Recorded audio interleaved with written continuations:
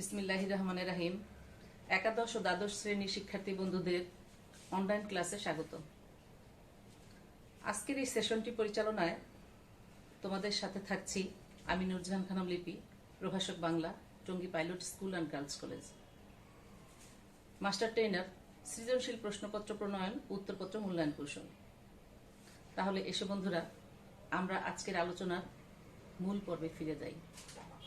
তোমাদের আজকের পাঠের বিষয় কবিতা সোনার তরী, রবীন্দ্রনাথ ঠাকুর। বন্ধুরা, সোনার তরী রবীন্দ্রনাথ ঠাকুরের একটি কালজয়ী কবিতা। এই কবিতাটি আলোচনার পূর্বে আমরা রবীন্দ্রনাথ সম্পর্কে একটু জেনে নিব। রবীন্দ্রনাথ সম্পর্কে আমরা নিচের ক্লাসগুলোতে বেশ কিছু জেনেছি। আজকে স্বাভাবিকভাবে রবীন্দ্রনাথের জীবনের যে উল্লেখযোগ্য ঘটনাবলী, সেই তথ্যগুলো নিয়ে আলোচনা করে তার সম্পর্কে জানলেই চলবে।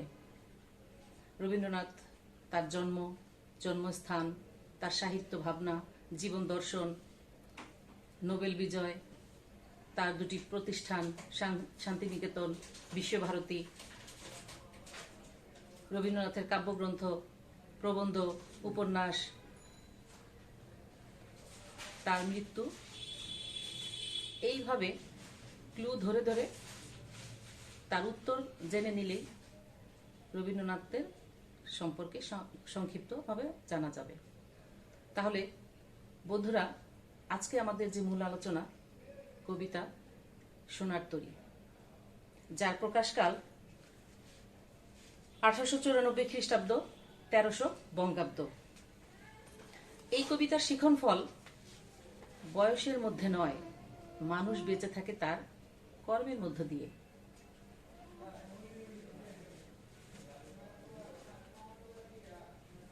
কবিতায় প্রবেশ করার আগে আমরা চলো কবিতাটি একবার শুনে নিই ভালো করে। শিক্ষার্থী বন্ধু, তোমরা কবিতাটি একটু মনোযোগ দিয়ে শোনো, আমি পাঠ করার চেষ্টা করছি। সোনার তরী, রবীন্দ্রনাথ ঠাকুর। গগনে গরজে মেঘ, ঘন বরষা, কুলে একা বসে আছি, নাহি ভরসা। রাশি রাশি ভাড়া ভাড়া ধান কাটা হলো সারা, ভরা নদী ক্ষুরধারা খর পরশা। কাটিতে কাটিতে ধান এলো বরষা, একখানি ছোট ক্ষেত আমি একেলা।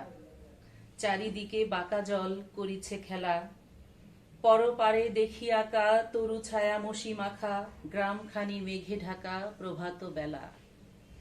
এপারেতে ছোট ক্ষেত আমি একেলা, গান গেয়ে তরিবে কে আসে পারে, দেখে যেন মনে হয় চিনি উহারে।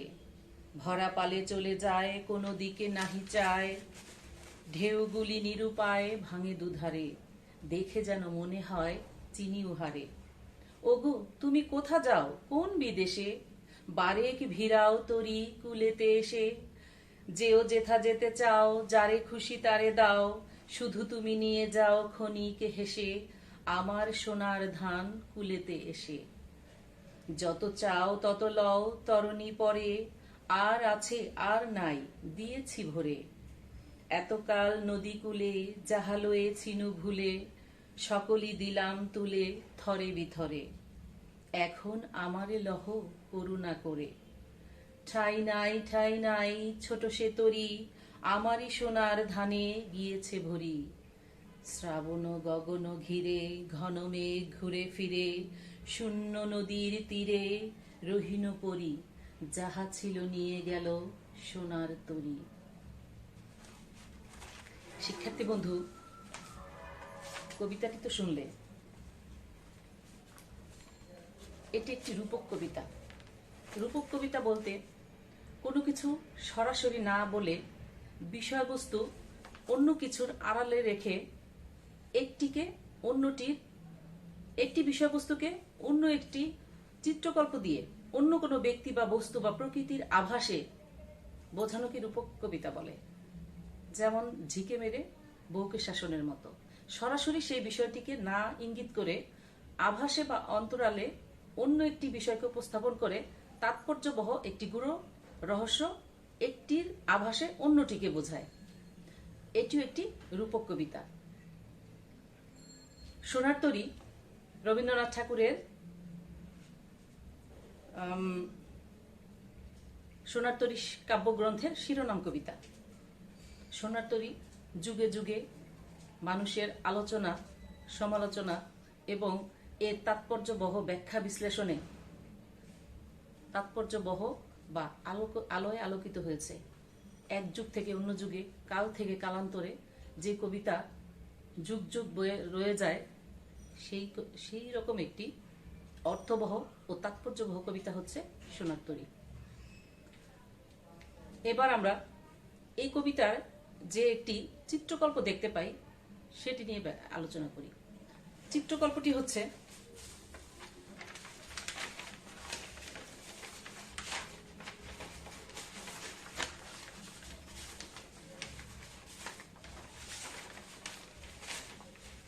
চারপাশে প্রবল স্রোতের মধ্যে জেগে থাকা দ্বীপের মতো ছোট একটি ধান ক্ষেত। উৎপন্ন সোনার ধানের সম্ভার নিয়ে অপেক্ষারত কৃষক একাকী অপেক্ষারত। আকাশে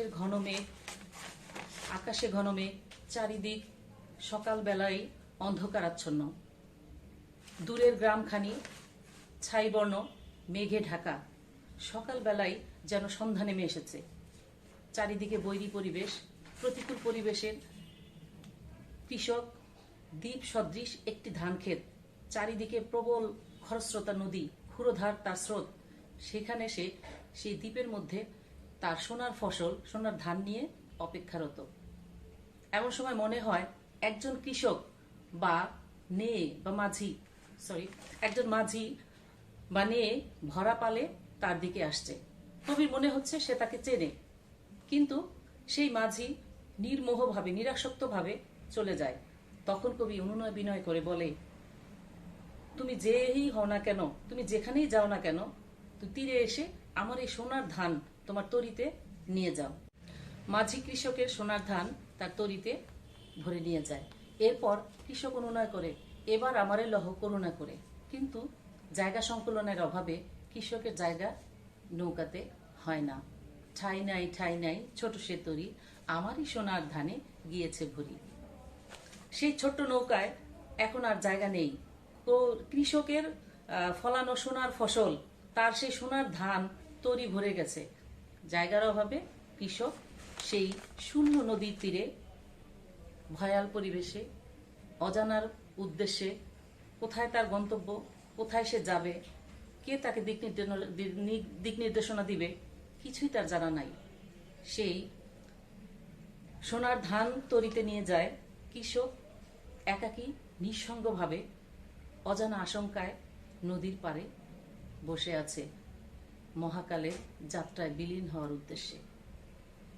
আমরা এখানে এই চিত্রকল্পটি দেখতে পাই।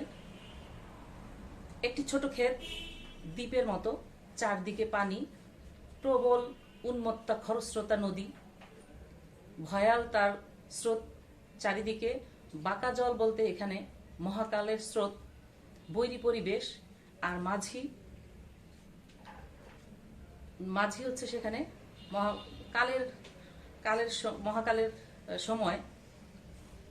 কৃষক এখানে প্রতীকী চরিত্রে কৃষক, আর প্রতীকীভাবে এখানে আক্ষরিক অর্থে কৃষক, প্রতীকীভাবে কবি নিজে। তাহলে এই কবিতার মূল ভাব দাঁড়ায়, আমরা এই চিত্রকল্পের অন্তরালে যে অমোঘ সত্যটি জানতে পারি তা হচ্ছে, এই কবিতায় নিবিড় ভাবে মিশে আছে কবির জীবন দর্শন। মহাকালের স্রোতে জীবন যৌবন ভেসে যায়, কিন্তু বেঁচে থাকে মানুষের সৃষ্ট সোনার ফসল।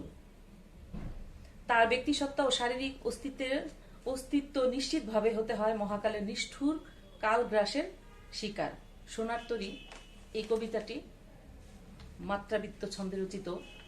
এর অধিকাংশ পংক্তি ৮ ও ৫ মাত্রার পূর্ণ পর্বে বিস্তৃত। তাহলে এই কবিতার মধ্য দিয়ে আমরা একটি চিত্রকল্পের অন্তরালে গভীর তাৎপর্যবহ মানুষের জীবনের অমোঘ এক সত্যির পরিচয় পাই। তাহলে এসে বন্ধুরা, এখন আমরা কবিতাটির চরণ ব্যাখ্যায় চলে যাই।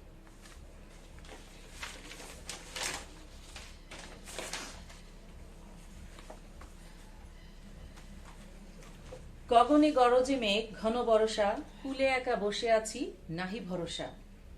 রাশি রাশি ভাড়া ভাড়া ধান কাটা হলো সারা, ভরা নদী ক্ষুরধারা খর পরশা। কাটিতে কাটিতে ধান এলো বরষা। তার মানে গগনে গরজে মেঘ, আকাশে মেঘ জমেছে।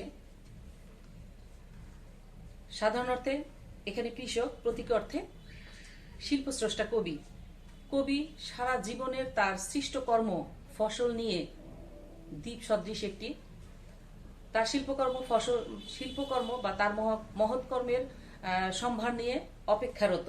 কিন্তু বাঁকা জল করিছে খেলা, ধানক্ষেত্রীর ছোট দ্বীপের আঙ্গিকে রচিত তার চারপাশে ঘূর্ণায়মান স্রোতের উদ্দামতা।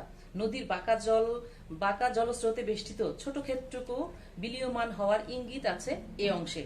বাঁকা জল এখানে অনন্ত কাল স্রোতের প্রতীক। বাঁকা জল বলতে অনন্ত কাল স্রোতের প্রতীক। তরু ছায়া মশি মাখা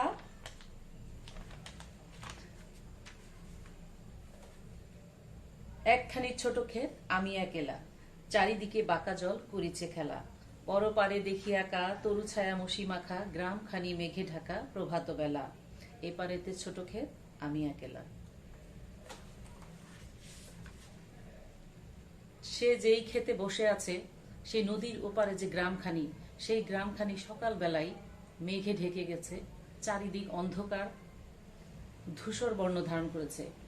সেই প্রভাত বেলায় চারিদিকে বাঁকা জল, মানে কালস্রোতের, মহাকালের কালস্রোতের ঘূর্ণায়মান স্রোত, সেখানে গ্রামখানি সকালবেলায় মেঘাচ্ছন্ন। এই পারেতে ছোট ক্ষেত, কৃষক একাকী অপেক্ষা করছে।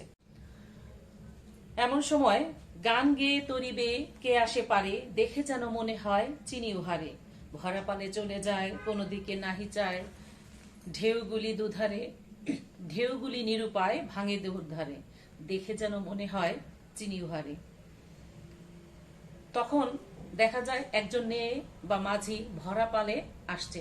কৃষককে তাকে চেনা মনে হয়, কিন্তু সে নিরাসক্ত। এটা হচ্ছে নির্মোহ সময় কারো দিকে, কারো অনুনয় বিনয় কোনো কিছুর দিকেই ফিরে তাকায় না। সে তার মতো গতিশীল ভাবে চলতে থাকে। এই যে ভরা পালে যে মাঝি আসছে, কৃষকের তখন মনে হচ্ছে যে ওরে আমি চিনি। তার মানে মানুষের জীবন প্রবাহিত হয় তিনটি কালের সমন্বয়ে: অতীত, বর্তমান, ভবিষ্যৎ।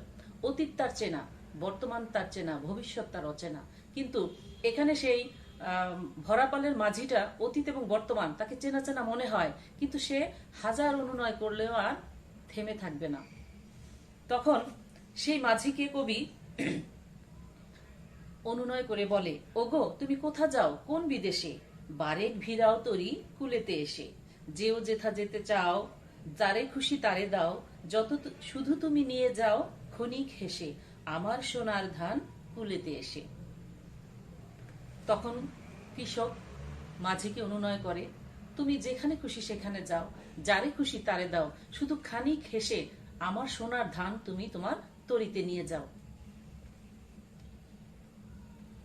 যত চাও তত লও তরণী পরে, আর আছে আর নাই দিয়েছি ভরে। এতকাল নদী কূলে যাহা লয়েছিনু ভুলে, সকলই দিলাম তুলে থরে বিথরে। এখন আমারে লহ করুণা করে। মাঝি যখন তার তরিতে কৃষকের সোনার ধান সব তুলে নিল, সে সব থরে বিথরে সাজিয়ে দিল। তারপরে কৃষকের অনুনয়, এখন আমারে লহ করুণা করে। তখন সেই ছোট তরিতে জায়গা সংকুলনের অভাবে তার সোনার ধানের জায়গা হলেও কৃষকের জায়গা সেখানে হয় না। এখানে কবির কথা, ঠাই নাই ছোট সে তরি, আমারই সোনার ধানে গিয়েছে ভরি। শ্রাবণ গগন ঘিরে ঘন মেঘ ঘুরে ফিরে, শূন্য নদীর তীরে রহিন পরি, যাহা ছিল নিয়ে গেল সোনার তরি। তার মানে ঠাই নাই ছোট তরি, আমার সোনার ধানে সেই তরি ভরে গেছে। যাহা ছিল সব সোনার তরি নিয়ে গেল। শূন্য নদীর তীরে রহিনু পরি, যাহা ছিল নিয়ে গেল সোনার তরি।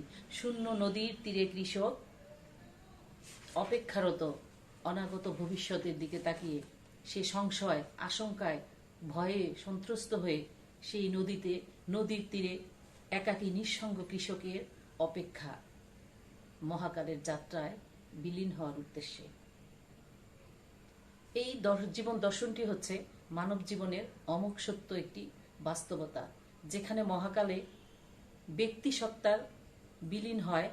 মহাকাল ব্যক্তি সত্তাকে স্থান দেয় না বা রক্ষা করে না, তার মহৎ কর্মকে ধরে রাখে। তার মানে এই কবিতার যে শিখন ফল ছিল যে বয়সের মধ্যে নয়, মানুষ বেঁচে থাকে তার মহৎ কর্মের মধ্য দিয়ে। শিক্ষার্থী বন্ধু, এখানে রবীন্দ্রনাথের সেই গানের চরণের কথা মনে করা যায়, যখন পড়বে না মোর পায়ের চিহ্ন এই বাটে,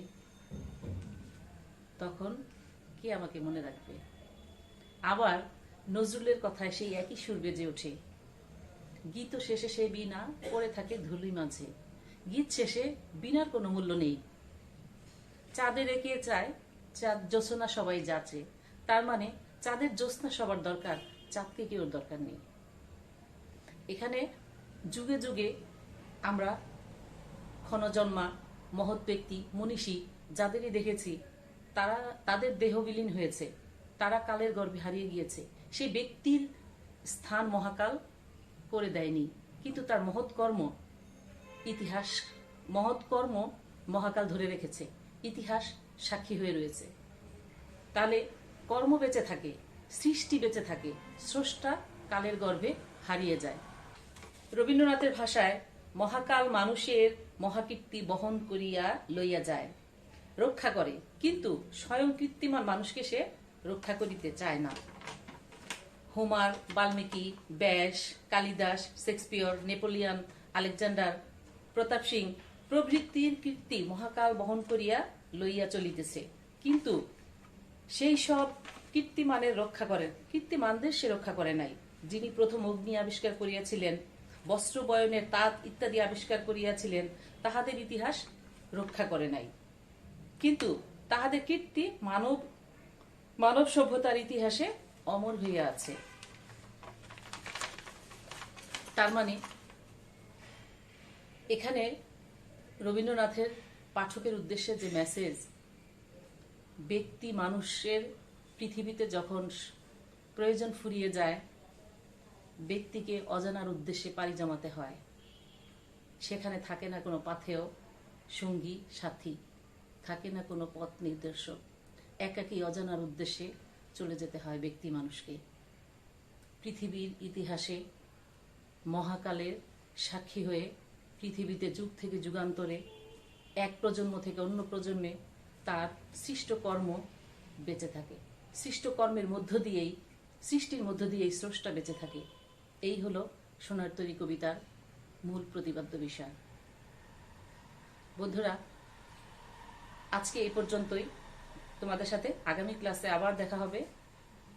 সবাই ভালো থাকো, সুস্থ থাকো। আল্লাহ হাফেজ।